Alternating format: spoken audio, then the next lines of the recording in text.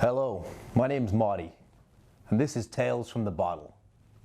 Today I'm going to be reading from a book called The Spirits by Richard Godwin, a guide to modern cocktailing. Manhattan. Bartender, I'd like a Manhattan, please, coos Bette Midler at the beginning of the old Tom Waits song, I Never Talk to Strangers. Once the piano is bluesed up the scene, a sax squawks and Waits announces his presence, making it clear that this is a duet. Ahem, he says. Or perhaps it's more of a, hi, At any rate, you get the picture. A downtown bar, grizzled barfly spots classy lady at 10 o'clock, sidles up to her, clears his not inconsiderable throat, and tries his luck. Stop me if you heard this one. I'm not sure what Waits is drinking, probably scotch and razor blades. I'd rather have a bottle in front of me than a frontal lobotomy, he explained to a chat show host once. But we can be fairly certain that this is a Manhattan that fuels Bette Midler's worldly put-downs. Now tell me, do you really think I'd fall for that old lie she teases? I was not born just yesterday. And yet her choice of drink gives her away. Wow, a Manhattan. That's a serious drink.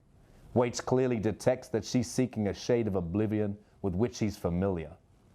You're bitter because he left you. That's why you're drinking in this bar, he surmises. It turns out they know each other all too well, and so they fall in love, with the romance foreshadowed by the cocktail order. Hard, sweet, bitter. The Manhattan is generally agreed to be the very first cocktail made with vermouth, which was a novel ingredient in American bars in the late 19th century. A bit like liquid nitrogen is today, perhaps. It has spawned numerous variations, and it has barely slipped off cocktail menus since, which is hardly surprising because it's delicious. While it is the vermouth and whiskey that form the drama of the drink, it is the bitters that sew it all together. It's worth tasting without to see what a difference a little dash makes. I wonder, in a contemporary version of I Never Talk to Strangers, what would the Bette Midler character have ordered? Perhaps a glass of Pinot Grigio. And if she had, would she have ended up wandering into the night with Tom Waits? Then again, while people often think of the Manhattan as a masculine after-dark, after-shavy sort of drink, one that goes well with smoked steak and Miles Davis, you could make a good claim for it as the original girly drink. There is a persistent rumor that it was actually invented by Winston Churchill's mother in the 1870s. Then there's that wonderful scene in Some Like It Hot, where Marilyn Monroe fixes a round of Manhattans for an entire female orchestra on a train after lights out. Her resourcefulness when faced with a bottle of bourbon is impressive. Who's got some vermouth?